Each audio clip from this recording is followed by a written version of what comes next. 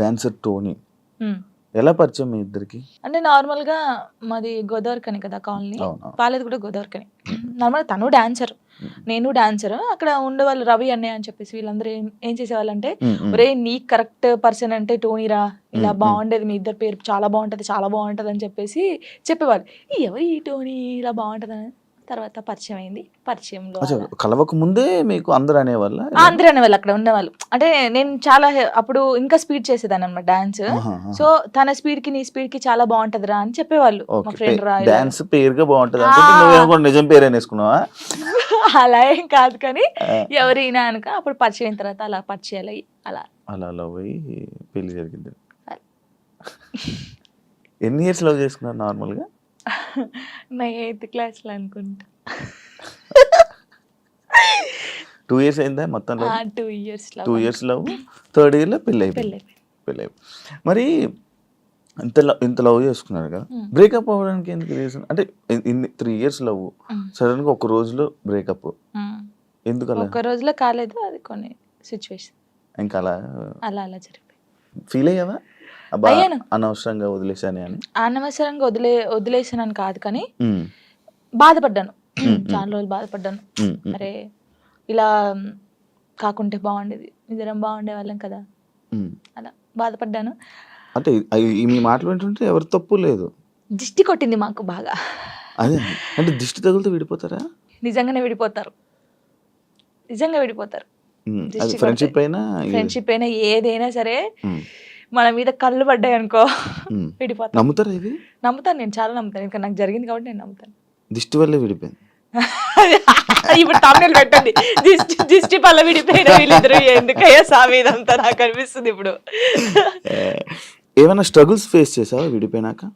Like పెళ్ళి అయ్యాక కానీ లేకపోతే విడిపోయాక కానీ?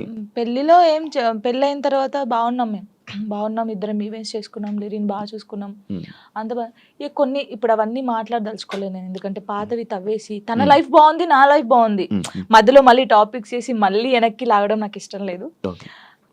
తర్వాత పెళ్ళి అంటే ఇంకా అయిపోయిన తర్వాత, గొడవ అయిపోయిన తర్వాత చాలా మంది చాలా రకాలుగా మాట్లాడారు నన్ను. అంటే రోడ్డు మీద నడుచుకుంటూ వెళ్ళేటప్పుడు కానీ చాలా, ఇప్పటికీ తప్పట్లేదు అది. ఇంకా లోకంలో మేము ఇద్దరమే ఉన్నాము, మా ఇద్దరికే డైవర్స్ అయిపోయినాయి, వీళ్ళిద్దరే వైఫ్ అండ్ హస్బెండ్స్, ఎవరు విడిపోలేదు అన్నట్టు చేస్తున్నారు జనాలు అయితే. నిజంగా అలా అప్పుడు కూడా అలాగే చేశారు. రోడ్డు మీద నడుతుంటే అప్పుడు చేశారు. అప్పుడు నేను ఇలా వెళ్తుంటే, అరే నేను మొగుడు వదిలేశారంటారా దీన్ని, ఇది ఏం చేసిందోరా, మొగుడు వదిలేశాడు అని చెప్పి అన్నారు. ఇలా వదిలేసిన తర్వాతనే కదా నాకు ఎక్కువ అలా అలా చాలా స్ట్రగుల్స్ పడ్డాను. ఎవరున్నారు నీకు సపోర్ట్ గా అప్పుడు? Mummy daddy. అమ్మ నాన్న ఏమన్నారు? మా మమ్మీ డాడీ అసలు, మా డాడీ గురించి ఎత్తనే ఏడిపోతుంది నాకు. అంటే మా డాడీ ఎలా అంటే, వీళ్ళకి ఎలా ప్రేమ చూసుకోవాలో తెలియదు మా మమ్మీ డాడీకి. ఫస్ట్ ఆఫ్ ఆల్ మా డాడీ గురించి నేను ఎప్పుడు ఎక్కడ మాట్లాడలేదు. ఇక్కడ అంటే అందరూ లవ్ యూ డాడీ, ఇప్పుడు ఈ జనరేషన్ లో అప్పుడు అంటే అప్పుడు వాళ్ళకి తెలియదు. ఇప్పుడు మనం ఏడ్చినా ఎందుకు ఏడుస్తున్నాం, ఇది కావాలా ఇట్లా.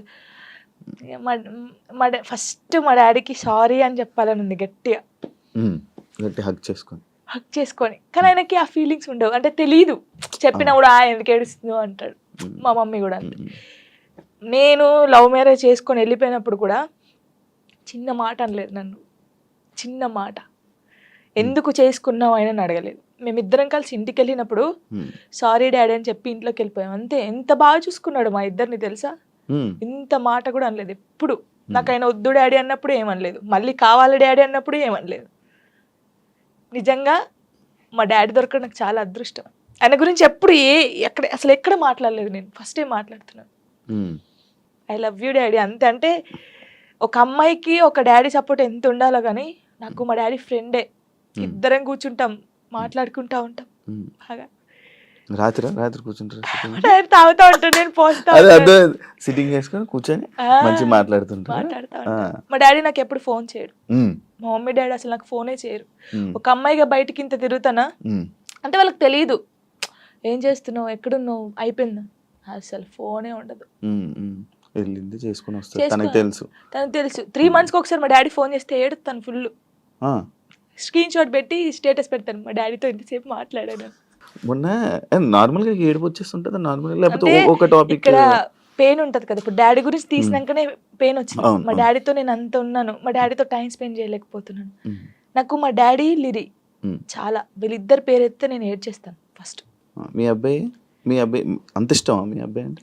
చచ్చిపోతాను, వాని కోసమే బతుకుంది నేను. ఇప్పుడు కొన్ని రోజులు అయిన తర్వాత మీ అబ్బాయిని పంపించాలి, నాన్న దగ్గర పంపించాలి అని అంటే పంపించరు. అంటే యాక్చువల్ లా ప్రకారంగా నార్మల్గా కొన్ని ఇయర్స్ అమ్మ దగ్గర, ఇన్ని ఇయర్స్ అని అమ్మ దగ్గర ఉండాలి అని చెప్పి. మీరు అలా అంటే నాకు గుండె అయిపోతుంది. లేదు, జనరల్గా అడుగుతున్నా. లిరి వెళ్ళడు, అమ్మ కాడే ఉంటా అని చెప్తాడు. షోరా? షూర్. నేను ఉంటును, సపరేట్ గా మనతో మీరు మాట్లాడండి, వాడు చెప్పేస్తాడు. వెళ్ళడాడు. అంటే అబ్బాయి ఇష్టం, అబ్బాయి ఇప్పుడు నా ఇష్టం లేదు, తన ఇష్టం లేదు, వాళ్ళు ఇరిగాని అడుగుతారు కదా, మా మమ్మీని వదిలిపెట్టి రానని చెప్తాడు. ఇప్పుడు హ్యాపీయా మొత్తం అంతా, మీ అబ్బాయి మీరు అంతా హ్యాపీ? మేమిద్దరం చాలా హ్యాపీగా ఉన్నాం. అవును, యాక్చువల్లీ పేరెంట్స్ మధ్య జరిగినవి పిల్లలకి చెప్పకూడదు, ఎందుకు వాళ్ళని ఇబ్బంది పెట్టడం అనేసి నార్మల్గా అనుకుంటుంటారు బయట, నార్మల్గా జనరల్గా. నేను ఒక దాంట్లో నేను చూసిన దాంట్లో మీరు చెప్పారు, నాకు జరిగిన లైఫ్లో ప్రతి ఒక్కటి నేను మా అబ్బాయితో షేర్ చేసుకుంటానని చెప్పడం జరిగింది. కరెక్ట్ అనుకుంటున్నారా? కరెక్టే. ఎందుకంటే ఇప్పుడు ఫాదర్ మదర్ ఉన్నప్పుడు ఆ పిల్లలకి అవి తెలియకూడదు. ఫాదర్ లేడు, సో అన్నీ నేనే వానికి. నేనైనప్పుడు నా లైఫ్లో ఏం జరుగుతుందో వానికి ఒక్కనికే తెలియాలి, ఎవరికి తెలియకూడదు. ఇప్పుడు వాడు అబ్బాయి అండి, నార్మల్గా చెప్తున్నాను, వాడు ఇంకొక 5 years అయితే పెద్దగా అవుతాడు. పెద్ద అయిన తర్వాత బయటికి వెళ్తాడు, జనాల గురించి తెలిసిందే కదా, ఎవడో ఒక మాట అంటాడు.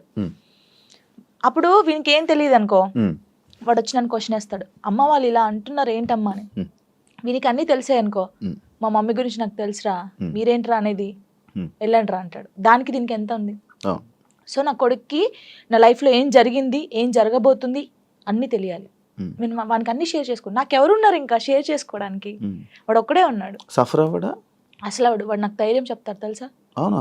చాలా లిరిని చూస్తే మీరు అలా ఉన్నారు, కానీ చాలా మెచ్యూరాడు, చాలా. మీ తెలివితేటలు ఎక్కువ వచ్చినట్టు బాగా. అసలు వాడు వానితో మాట్లాడితే మీకు అర్థమవుతుంది, అంత బాగా మాట్లాడతాడా? అంత బాగా మాట్లాడతాడు. నాకు ధైర్యం చెప్తాడు నేను ఏడుస్తే. ఎందుకు ఏడుస్తారా అలా? ఇంకా మరి బాధ వచ్చినప్పుడు ఎవరికి షేర్ చేసుకోవాలి? ఇప్పుడు బయటికి వెళ్తాం, షూట్స్ చేస్తాం, కొందరు మంచిగా మాట్లాడతారు, కొందరు చెడుగా మాట్లాడతారు. అట్లా మాట్లాడినప్పుడు ఇంటికి వెళ్తాను, మనం చూడగానే ఏడుపు వస్తుంది, గట్టిగా పట్టేసుకొని డాడీ ఇలా అన్నారా ఈ రోజు నన్ను, అన్నీ చెప్తాను శివ గారు తెలుసా. నేను ప్రతి పిన్ టు పిన్ చెప్తాను వానికి. నేను నాకు ఎవరైనా ప్రపోజ్ చేసినా, ప్రపోజ్ చేశారు రలీరి నాకు అని చెప్తాను నేను, సీరియస్ గా. ఎవడాడు అంటాడు, ఎవడాడు అంటాడు, నాకు నచ్చలేదు రలీరి అని చెప్తాను నేను. ఉండేలే అప్పుడు, చెప్పకూడదు పేరు, నార్మల్ గా అంటే ఎవరికైనా ఉంటారు, నేను కూడా మనిషినే కదా, నాకు కూడా క్రష్ ఉంటారు. నాకు అనుష్క అంటే క్రష్, హీరోయిన్ మీరు హీరోయిన్ నార్మల్ గా ఒకరంటే ఇష్టం ఉండే. అంటే వాళ్ళతో ఎప్పుడు మాట్లాడలేదు, నేను వాళ్ళని ఎప్పుడు కలవలేదు, ఎప్పుడు చూడలేదు, కానీ బట్ కొన్ని వీడియోస్ చూసిన తర్వాత వాళ్ళ క్యారెక్టర్ నచ్చి కొంచెం ఇష్టపడ్డాను. జానుకి ఫేమస్ అయిపోయాక ఇది వచ్చేసాక యాటిట్యూడ్ ఎక్కువ, పొగరు ఎక్కువ అనే వాళ్ళకి అసలు నాకు పొగరు ఉండదు, ఫస్ట్ యాటిట్యూడ్ ఉండదు. నేను అందరితో చాలా కలిసిపోయి ఉంటాను. నాతో జర్నీ చేస్తే తెలుస్తుంది. ఇప్పుడు దూరం నుంచి చూసి జడ్జిమెంట్ చేయడం వేరు. నాతో నిజంగా ఒక 1 day వచ్చి 5 minutes చాలు నాతో మాట్లాడితే వాళ్ళకి అర్థమైపోతుంది నేను ఏంటనేది. చాలా మంది నాతో అన్నారు కూడా, ప్రొడ్యూసర్స్ కూడా, మీకు చాలా పొగరు ఉంటదంట అమ్మో మీతో మాట్లాడంటున్నారు. షూటింగ్ వచ్చిన తర్వాత సారీ జానమ్మ ఇలా దండం పెట్టి చెప్పిన వాళ్ళు ఉన్నారు. ఉండదు, అసలు ఉండదు. అసలు ఉండదు. యాటిట్యూడ్ ఎప్పుడు ఉండాలి? సందర్భం బట్టి ఉండాలి. ఎప్పుడు పడితే అప్పుడు ఉండదు.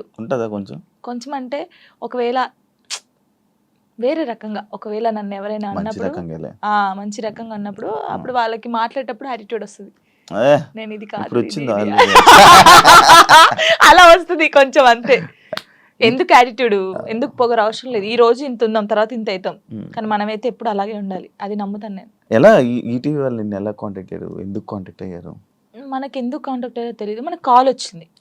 కాల్ వచ్చినప్పుడు నేను బయట ఉన్నాము, టూర్కి వెళ్ళి ఉండి 24th అన్నారు. అప్పుడు ఒక డేట్ చెప్పారు. సారీ అండి నేను రాలేను, నేను టూర్కి వచ్చాను, నేను రావడానికి కుదరదు, ప్రాక్టీస్ కూడా ఆ టైంలో చేయలేను కదా అని చెప్పేసి వదిలేసాం. సరే అండి ఓకే అని కట్ చేశారు. మళ్ళీ నేను హైదరాబాద్ వచ్చిన తర్వాత మళ్ళీ కాల్ వచ్చింది, లేదండి మీరు కంపల్సరీ కావాలి అని అన్నారు.